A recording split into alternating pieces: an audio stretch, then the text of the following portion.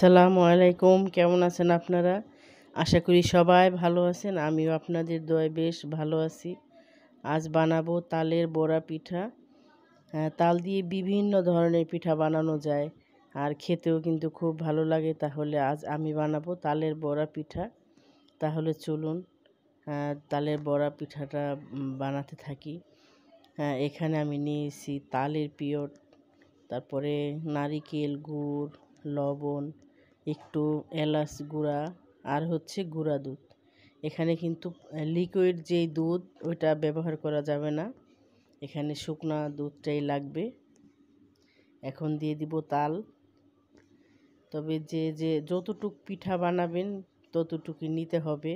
এটা এটা মেপে নেওয়া যাবে না যে 1 কাপ 2 কাপ এরকম। আর আমি সারা বছরই আমার বাসায় থাকে। আমি এই তালটা সবসময় ডিপ ফ্রিজে রেখে দিই। মাঝে মধ্যে একটু একটু করে নামিয়ে তারপরে বিকেলে নাস্তাও হয়ে যায়, পিঠাও হয়ে যায়। এখন দিয়ে দিলাম গুড়, দিয়ে দিব নারকেল, গুড় আর তাল যখন মিশ্রণ হয় তখন কিন্তু এটা কিন্তু খুব পাতলা হয়ে যাবে। গুড় আর নারিকেল একসাথে হলে এটা খুব পাতলা হয়ে যায়। এজন্য এই সবগুলি একসাথে আমি আগে মিশিয়ে নেব। দিয়ে দিলাম আন্দাজ মতো লবণ, আর দিয়ে দেব এলাচ গুঁড়া। এলাচ গুঁড়াটা দিলে খুবই আলাদা একটি ফ্লেভার আসে, আর খেতে খুবই ভালো লাগে। আর দিয়ে দিলাম গুঁড়ো দুধ। এখন এটা ভালোভাবে আমি একটু মিক্স করে নেব।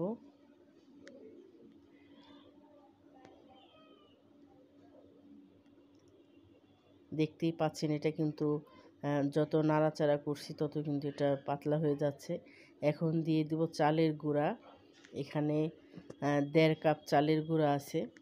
আর এটা কিন্তু বাজার থেকে যে আমরা শুকনো চালের গুঁড়া কিনে আনি, ওই শুকনো চালের গুঁড়াটা, এটা কিন্তু খুবই হয়ে যাবে। এটা পানি দিয়ে ভিজিয়ে যদি গুঁড়ো করে আনতাম তাহলে কিন্তু এটা এত শুকনো হতো না। এটা নাড়তে নাড়তে কিন্তু শুকনো হয়ে গেছে। এখন দিয়ে দিলাম চিনি। মিষ্টিটা একটু বেশি দিতে হবে। আর দিয়ে দিব একটু পানি, কেননা চালের গুঁড়াটা শুকনা, এই জন্য পানিটার বারবারই পানি টেনে কিন্তু শুকিয়ে যাচ্ছে।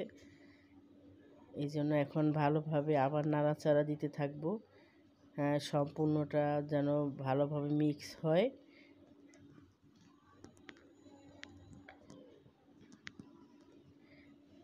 আমার গোলাটা ঠিক এরকম হবে, আর এটা কিন্তু আরেকটু শুকিয়ে যাবে।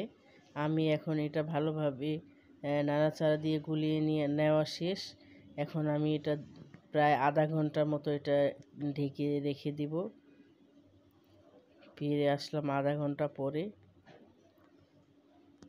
দেখতেই পাচ্ছেন এটা কতটা ঘন হয়ে গেছে। তবে পানি কিন্তু দিতেই হবে। প্রয়োজনে আপনি তালের পিওরটা একটু কম দিবেন, কেননা পানিটা না দিলে কিন্তু চালের যে সুজিটা, এই সুজিটা কিন্তু সিদ্ধ হবে না। এখন একটি প্যানে তেলটা যখন একটু গরম হয়ে আসবে তখন হাত দিয়ে অল্প অল্প করে এইভাবে দিতে থাকবো।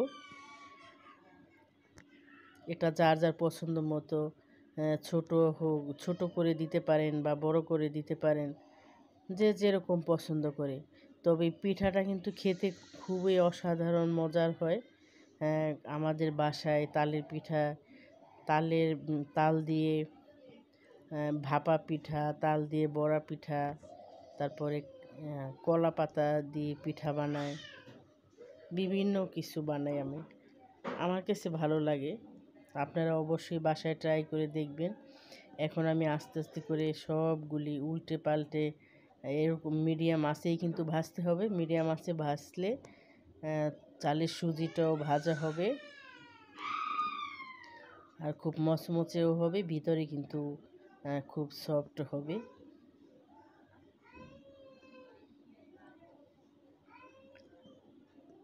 এটা খেতে আসলে খুব মজার। আমার রেসিপিটি যদি ভালো লাগে তাহলে লাইক দিন, শেয়ার করেন।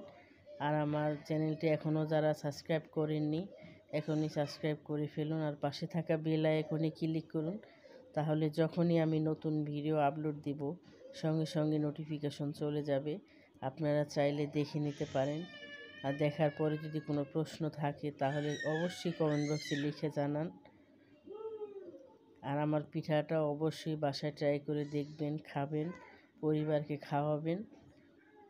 এইভাবে করে যখন কালার আসবে তখন এটা নামিয়ে ফেলবো। আর দেখুন কতটা সুন্দর হয়েছে, দেখতে যেরকম আর খেতে কিন্তু অসাধারণ হয়। তবে আমরা বাসায় সবাই বানাবো নিজের হাতে পিঠা, খাওয়াটাও কিন্তু একটা মজার বিষয় আর খুব ভালো লাগা। তাহলে দেখলেন তো খুব সহজে এবং তাড়াতাড়ি, আর ঘরে ফ্রিজে যদি থাকে তাহলে সময় লাগে না, তাল পরিষ্কার করতেও সময় লাগে। এরকম তালের পিওরটা কিন্তু আমরা ডিপ ফ্রিজে রেখে অনেক দিন খেতে পারি। তাহলে ভালো থাকুন, সুস্থ থাকুন, নিরাপদে থাকুন। এই বলে আজ এখানেই শেষ করছি। কথা হবে অন্য কোনো ভিডিওতে। আল্লাহ হাফেজ।